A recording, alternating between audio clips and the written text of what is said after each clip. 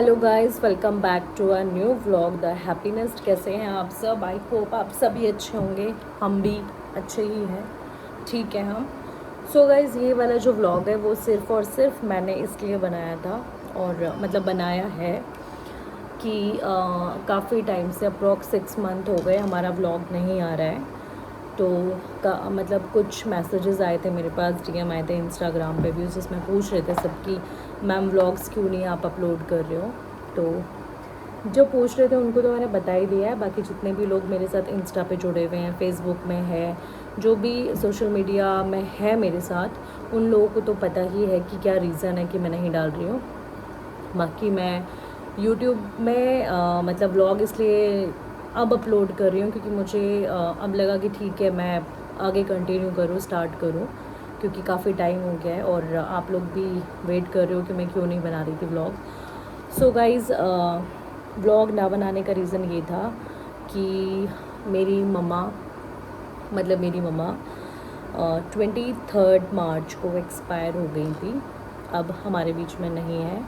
और हुआ क्या था मम्मा को कि हमें पता चला था 31 को कि मम्मी पापा आप लोगों को पता ही है कि राजस्थान में रहते हैं और मैं नोएडा में रहती हूँ। तो पता चला था कि मम्मा ना एक बार गिर गई थी और उसके बाद फिर पैर में मोच आ गई। फिर एक बार फिर कुछ दिनों बाद गिरी थी तो पैर में फिर से मोच आई। दैन थर्ड बार मम्मा गिरी, उसके बाद फिर मम्मा ऑलमोस्ट बेड पे ही थी। तो मतलब 4 to 5 डेज़ हो गए थे कि पापा ने बोला कि मम्मी बिल्कुल भी नहीं हिल पा रही है बेड से, अब बिल्कुल ही बेड पर ही है मम्मी। तो हमने कहा ठीक है, एक बार देखते हैं क्या होता है। बाकी वहाँ पे जब हम बाड़मेर में पापा ने मम्मी को दिखाया तो उन्होंने बोला कि जो मम्मा की ये रीढ़ की हड्डी होती है ना, इसमें कुछ प्रॉब्लम हो गई है जिसकी वजह से mummy, I think L3 L4 कुछ प्रॉब्लम होता है जिसकी वजह से मम्मी नहीं खड़ी हो पा रही हैं। तो हमने कहा ठीक है। उसके बाद फिर जब हमने मम्मी की कंडीशन देखी कि मम्मी बिल्कुल नहीं चल पाई, मतलब एकदम इंसान चलता फिरता इंसान एकदम बेड पे आ जाएगा तो नॉर्मल सी बात है कि हर कोई सोचेगा कि ऐसा क्यों हो रहा है। तो उसके बाद फिर जब मैंने इनको बोला कि ऐसी ऐसी बात है और पापा बोल रहे हैं कि अब मम्मी बिल्कुल भी नहीं हिल पा रही है बेड से, और मम्मी की तबीयत सच में कुछ ज़्यादा ही मतलब एकदम से ना चेंज नहीं हो जाता है। हंसने बोलने वाला इंसान इतना हंसता है, बोलता है, वो इंसान जो बेड पे नहीं लेट सकता, हमेशा कुछ ना कुछ। मम्मी इवन नोएडा में भी आना है तो ये गंदा कर रखा है, वो गंदा कर रखा है, किचन इतना गंदा है, सब कुछ मैश कर रखा है, यहाँ पे सफाई पे ध्यान नहीं देती है। तो मम्मी इस तरीके से लगी रहती थी, हर चीज़ साफ़ करना, ये करना, वो करना, उन चीज़ों में। तो सडनली कोई इंसान चलता फिरता एकदम से बेड पे आएगा तो हर कोई सोचता है, और वो तो माँ है। तो इन्होंने बोला कि ठीक है, आप एक काम करो, मम्मी को यहाँ नोएडा बुला लो, पापा को बोल के मम्मी को नोएडा बुला लो। तो मैंने पापा को बोला कि आप मम्मी को नोएडा भेज दो। तो नोएडा आई और जब हमने मम्मी को देखा, हम स्टेशन में मम्मी को लेने के लिए गए। एक्चुअली गाइज, मैंने ना कुछ भी कैप्चर नहीं करा है या मैं आपको दिखाऊं, मैं सिर्फ आपको बताने के लिए और इन्फॉर्म करने के लिए ही ये व्लॉग अपलोड कर रही हूँ। बाकी मैं कुछ भी चीज़ें ना, मेरा कोई मतलब मैंने कुछ कैप्चर करा है कि ओ मम्मी के साथ ऐसा हुआ था मैं व्लॉग बनाऊँ, ऐसा हुआ था व्लॉग बनाऊँ, मैं उस सिचुएशन में नहीं थी कि मैं व्लॉग बनाऊँ। मैं अभी भी उस सिचुएशन में नहीं हूँ कि मैं ये सारी चीज़ें आपके साथ डिस्कस करूँ, बट मैं कर रही हूँ।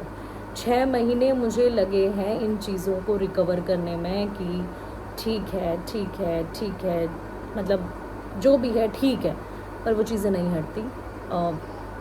सब समझाते हैं, सब कहते हैं, पर जिसका जो जाता है एक्चुअल में उसको फील होता है कि क्या चल रहा है हमारे हम मेंटली क्या, हम लोग प्रेशर मतलब हम लोगों में पड़ रहा है, फिज़िकली क्या प्रेशर पड़ रहा है हम सब में।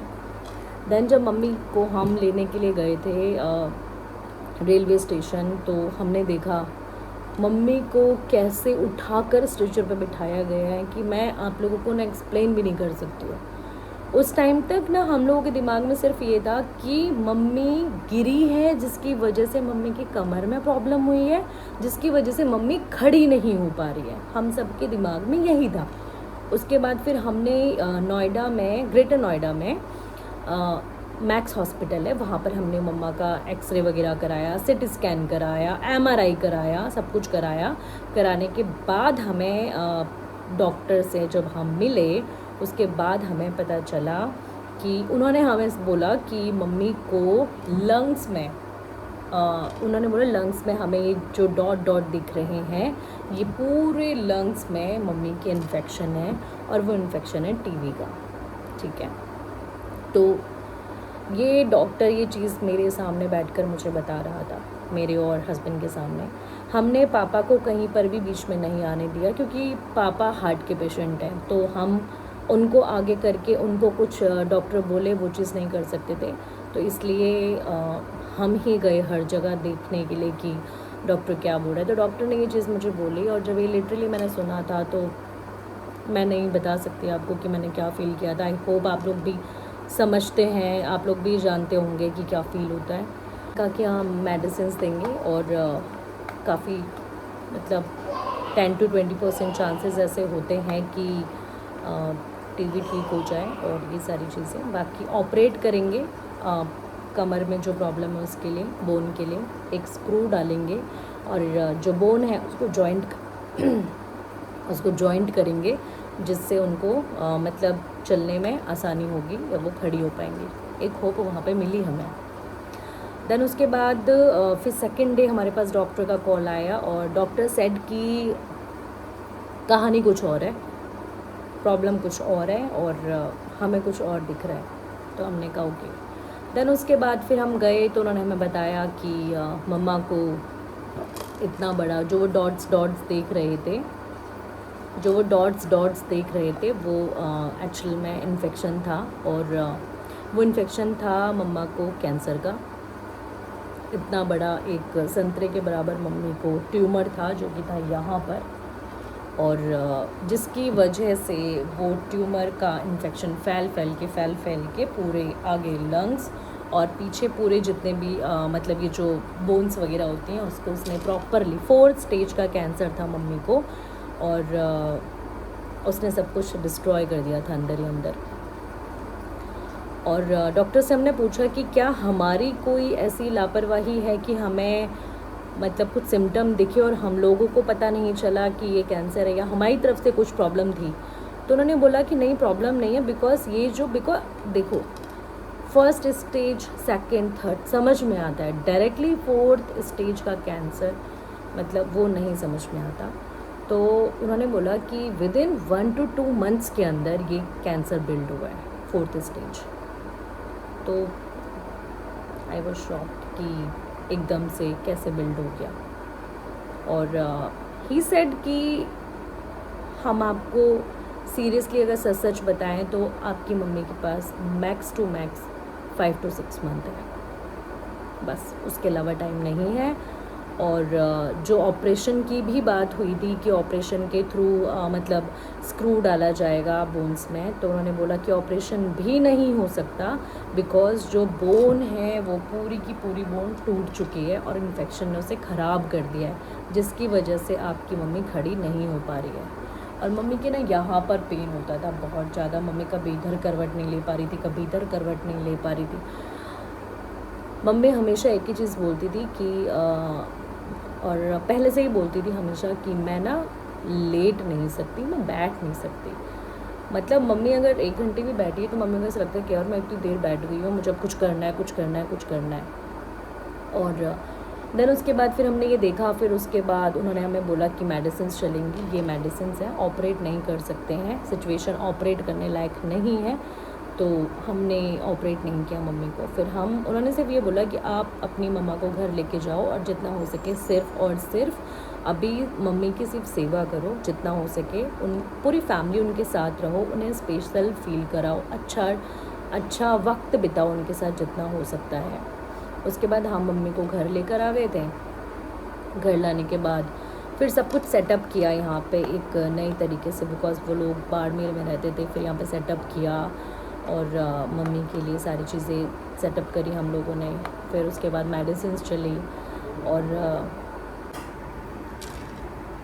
फिर उसके बाद मम्मी को हम लोग मैक्स हमने दिल्ली वाले मैक्स में दिखाया, उसके बाद हम लोग साकेत वाले मैक्स में दिखाया, देन उसके बाद फिर हम लोग मम्मी को घर लेकर आ गए और फिर हम लोग मम्मी को साकेत के मैक्स हॉस्पिटल से घर लेकर आए। घर लाने के बाद जनवरी फरवरी मम्मी फरवरी में आई थी ना, है ना, 7 या 8 फरवरी को मम्मी यहाँ पर आई थी। उसके बाद फिर 14 फरवरी को वैलेंटाइंस डे के दिन हम साकेत में थे, जो मम्मी का रिपोर्ट का जो भी था वो हम पता करके आए। देन उसके बाद फिर हम मम्मी को घर लेकर आए और 17 फैब को मम्मी का बर्थडे था, जो हमने लास्ट बर्थडे मम्मी के साथ बनाया था। उसके बाद फैब और मार्च 23 मार्च को मम्मी, मतलब 22 मार्च से ही मम्मी की तबीयत बहुत ज़्यादा ख़राब होने लग गई थी। मम्मी का जो ट्यूमर था वो फट गया था, जिसके वजह से मम्मी को बहुत ज़्यादा ब्लीडिंग हो रही थी। और 23 मार्च को दिन में आई थिंक 12:57 हो रहे थे, जिस टाइम पे मेरे पास एक लास्ट कॉल आई थी कि मतलब मेरी भाभी की कॉल आई थी कि अन्नू और मम्मी मतलब ऐसा करके मम्मी का कॉल, मतलब भाभी का कॉल आया था मेरे पास।